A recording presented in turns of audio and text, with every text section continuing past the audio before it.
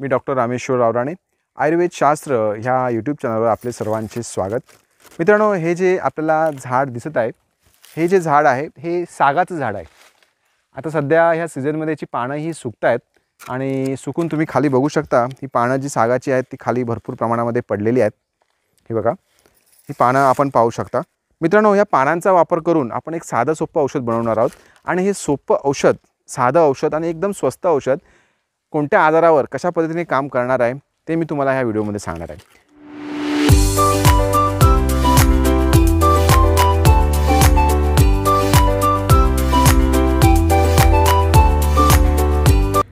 मित्रांनो, अनेक लहान मुलांना किंवा मोठ्या व्यक्तींना कफाचा त्रास होतो।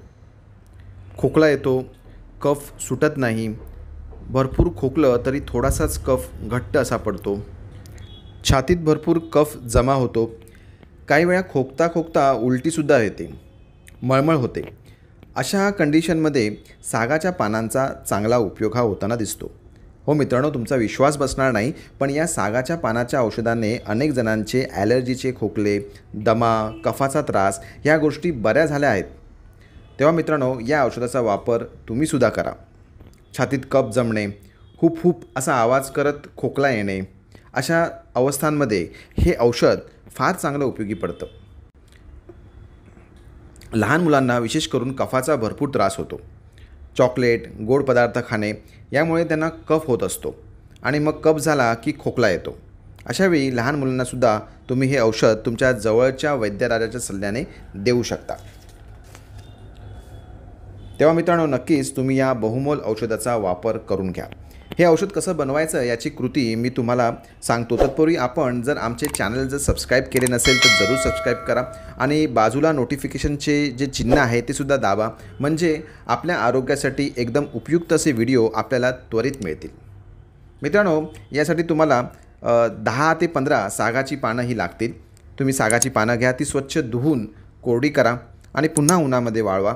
यानंतर तुम्हाला एक दिवा घ्यायचा आहे, या दिवामध्ये तूप घ्यायचे आहे आणि या तुपाच्या दिवावर सागाची पाने जी आहेत ती तुम्हाला जाळायची आहे। अशी एक एक करत तुम्ही ही पानं जी आहेत ती जाळा आणि पानं जळून गेल्यानंतर जी राख उरणार आहे ती तुम्ही एका डबीमध्ये चाळणीने चाळून एकत्र करून ठेवा। यामध्ये ज्या बारीक काट्या वगैरे असणार आहेत त्या तुम्हाला बाजूला करायच्या।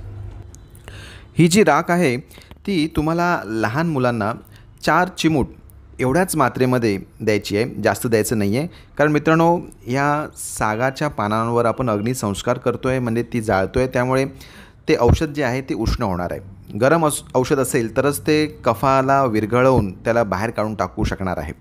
तेव्हा तुम्हाला फक्त 4 चिमूट एवढ्या मात्रेमध्येच घ्यायचं आहे, मधामध्ये मिक्स करायचं आहे आणि दिवसातून 3 ते 4 वेळा हे लहान मुलांना ही राख जी आहे ती तुम्हाला चाटवायची आहे। 2 वर्षे वयापेक्षा अधिक वयाने असणाऱ्या लहान मुलांना हे औषध आपल्याला द्यायचं आहे। त्याहून लहान असणाऱ्या मुलांना हे औषध देऊ नका। लहान बाळांना औषध देताना जरूर आपल्या जवळच्या वैद्यांशी संपर्क करा आणि त्यांच्या सल्ल्यानेच हे औषध द्या। कारण खोकल्याच्या पण वेगवेगळ्या अवस्था असतात। जर वातामुळे जर खोकला असेल, सुका जर खोकला असेल तर हे औषध देऊन उपयोग पडणार नाही, खोकला अधिक वाढू शकतो। पण जर कफामुळे खोकला असेल किंवा कफ जमा झालेला असेल तर ह्या औषधाचा अप्रतिम फायदा होतो।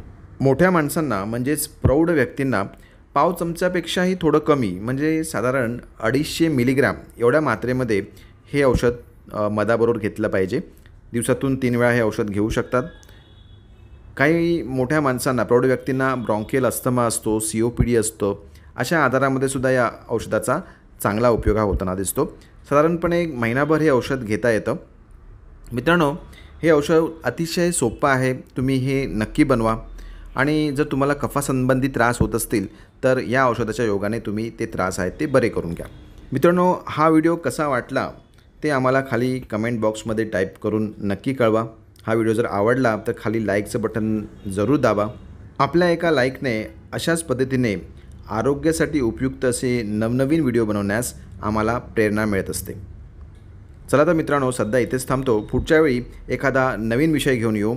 तोपर्यंत धन्यवाद।